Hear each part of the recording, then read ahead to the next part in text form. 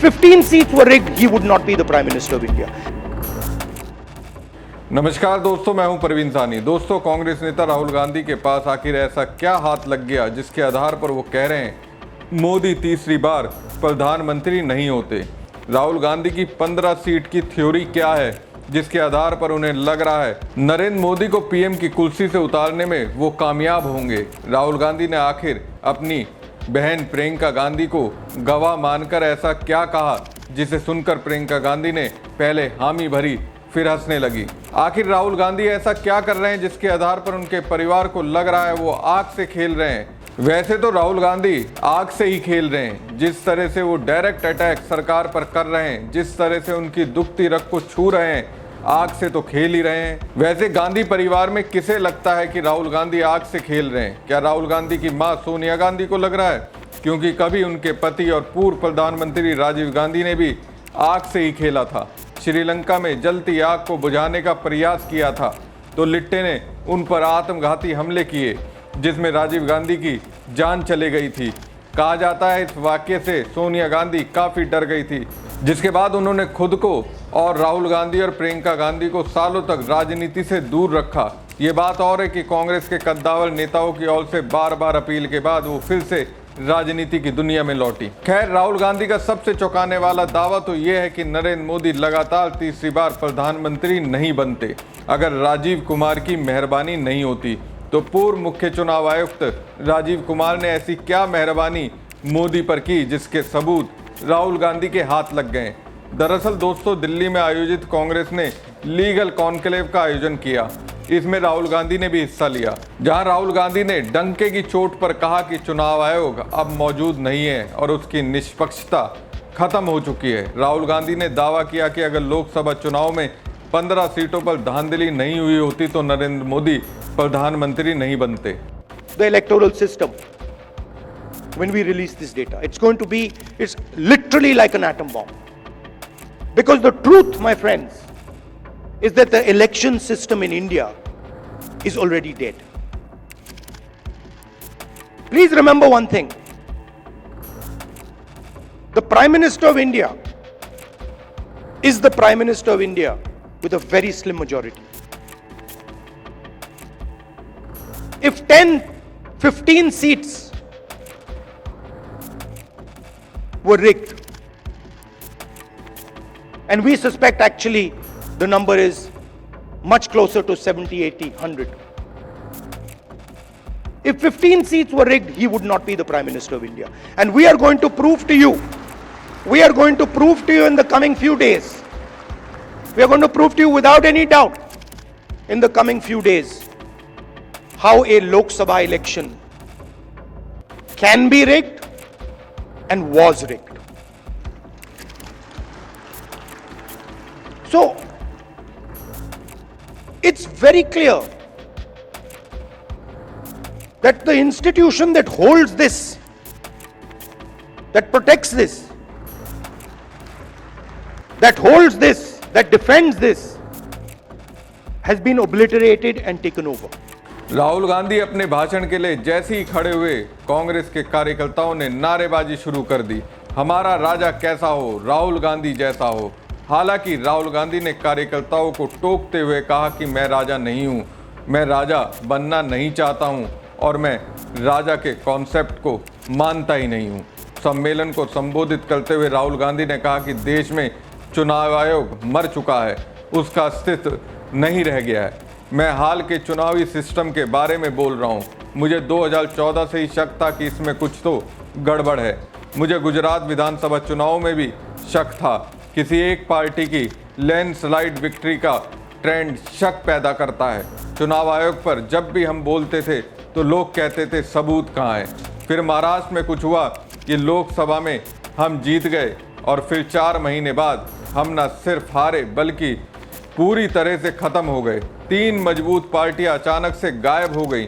चुनाव आयोग को जिस तरह से काम करना चाहिए वो नहीं कर रहा है, उसने समझौता कर लिया है। हमारे पास ऐसे सबूत हैं जो पूरे देश को दिखा देंगे कि चुनाव आयोग जैसी संस्था का अस्तित्व है ही नहीं, ये गायब हो चुकी है। इस सबूत को खोजने में हमें 6 महीने लग गए। आप देखेंगे कि कैसे एक लोकसभा चुनाव चुराया जाता है। मतलब साफ है, राहुल गांधी एक तरफ चुनाव आयोग से सीधे सीधे पंगा ले रहे हैं, तीसरी बार बीजेपी की सरकार कैसे बनी उस पर से पर्दा उठा रहे हैं। अब राहुल जिस तरह से सरकार से पंगा ले रहे हैं, कांग्रेस नेता प्रियंका गांधी को लग रहा है वो आग से खेल रहे हैं। इस पर राहुल गांधी ने जो जवाब दिया उसे आपको सुनना जरूर चाहिए। Yesterday my sister said to me, now you know personal बात है तो बोलनी नहीं चाहिए, मैं बोल देता हूं, नहीं माफ करूंगा। She said to me, you know Rahul, you realize that you're playing with fire. And I said, yeah Priyanka, I am playing with fire. I will continue to play with fire. I'm not scared of playing with fire.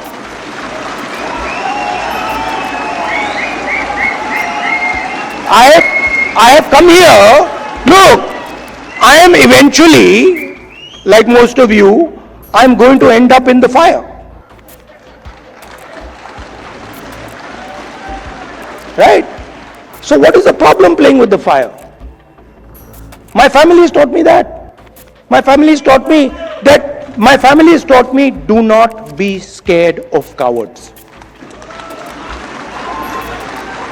My family has taught me that the most cowardly thing you can do ever is be scared of a coward. Right?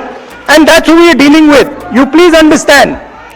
That's exactly who we're dealing with, and my sister will tell you. Someday she'll also give a open-hearted speech and she'll tell you exactly the extent to which the ruling ideology is based in cowardice.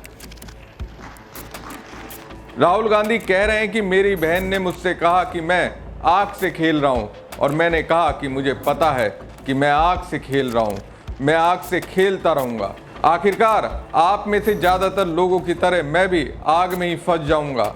मेरे परिवार ने मुझे सिखाया है कि कायरों से मत डरो।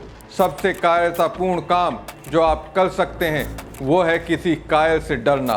तो साफ है दोस्तों, राहुल गांधी के पास चुनाव आयोग के खिलाफ कुछ ना कुछ तो है जिसे वो कर्नाटक से देश को दिखाएंगे। राहुल गांधी को लगता है 15 सीटों पर धांधली हुई, वहां कांग्रेस जीत रही थी, लेकिन धांधली की वजह से बीजेपी जीती। अगर 15 सीटें बीजेपी नहीं जीतती तो उसकी सीटें 225 हो जाती, और फिर उनकी मदद नीतीश और नायडू जैसे बेसाखिया भी नहीं कर पाती, और ऐसी स्थिति में बीजेपी सत्ता में आती ही नहीं। मोदी लगातार तीसरी बार प्रधानमंत्री बनते ही नहीं। राहुल ने जो दावा किया उससे तो यही लगता है। हमारी खबर आपको कैसी लगी कमेंट बॉक्स में कमेंट करके जरूर बताएं। साथ ही पेज को ज़्यादा से ज़्यादा लाइक और शेयर कीजिए। धन्यवाद। जब लोकतंत्र को सिर्फ वोट तक सीमित कर दिया जाए और संविधान को सिर्फ एक प्रतीक बना दिया जाए, तब समझ लीजिए कि खतरा कागजों से निकलकर नियतों में घुस गया है। Consider this alarming landscape. Governors today act like glorified agents of the ruling party, not constitutional umpires. Speakers suspend opposition en masse but remain mute when ruling party members breach decorum. Investigative agencies are now enforcers of vendetta. The judiciary, with a few honorable exceptions, far too often whispers when it should roar. The balance of power has tilted into an abyss, and constitutional silences are being exploited with constitutional impunity. We must reflect, how did we reach here? And more importantly, how do we reclaim our republic? First, we must stop pretending that this is business as usual. What we are witnessing is not a mere aberration. It is a design. A calculated, organized design. This is not a temporary deviation. It is an ideological project. The project is simple: to convert democracy into dominance, pluralism into polarity, and the Constitution into a convenience.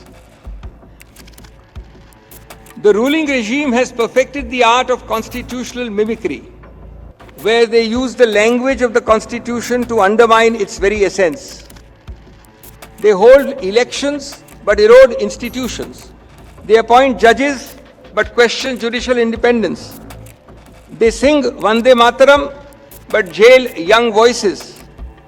They lay claim to Ambedkar but bulldoze the very rights he stood for. They quote Ambedkar at dawn and crush his dream by dusk. This is not nationalism.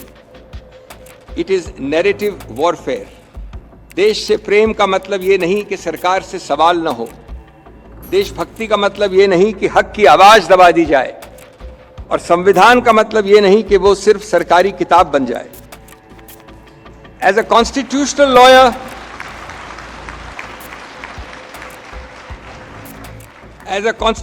lawyer, I can tell you this: a democracy dies only when tanks roll out. Not only when tanks roll out, I'm sorry. It dies when institutions cave in. When constitutional functionaries become partisan puppets. When media becomes a megaphone, not a mirror. When courts begin to delay what they dare not deny. When dissent is sedition, protest is provocation, and every question is anti-national. You know then that the Republic is on a ventilator. We must also address this farce of federalism, and we have a session today on federalism in the afternoon. The centre today treats states not as partners in progress, but as colonies of compliance. Schemes are launched without consultation. Funds are withheld with political bias. Elected governments are overthrown through money, muscle, and manipulation. This is not cooperative federalism. It is coercive federalism wrapped up as propaganda. So what is the pathway ahead? We are also supposed to talk of pathways today. It must begin with political courage and constitutional clarity. We must reclaim Parliament not as a place for paper bills, but as a theatre of true debate. We must demand from our judiciary not just interpretation, but intervention. We must protect the media not by controlling it, but by freeing it from fear and favor. And above all, we must connect the Constitution to the common man. The Constitution cannot remain the concern of lawyers and academics alone. It must become the lived experience of every farmer, every woman, every student, every worker. And this is what Rahul Gandhi has talked about time and again. Rights are not meant to be read, they are meant to be realized. It is the duty of the Congress party to ensure that from Kashmir to Kanyakumari, from Kutch to Kohima, every Indian feels the pulse of the preamble. Let me say this with clarity. The fight to save the Constitution is not a legal battle alone. It is a moral struggle. And it is the time we fought it. It is time now to fight it, not with caution, but with conviction. Not with whispers in drawing rooms, but with roars on the street. Not just through statements, but through sustained satyagraha. This is not a moment to lament. It is a moment to lead. Let our message from this particular event today be loud and clear. We will not allow this constitutional coup to succeed. We will not allow India to become a nation of one voice, one party, one ideology. India is not a painting in monochrome. It is a mural of many millions. Erase one hue and the canvas will crack. We believe in the Constitution, in its promise, and we believe in our ability to defend it. संविधान सिर्फ एक किताब नहीं है, ये एक कसम है, और ये कसम कांग्रेस ने सबसे पहले उठाई थी, और जब जरूरत पड़ेगी तो सबसे आगे भी कांग्रेस ही खड़ी होगी.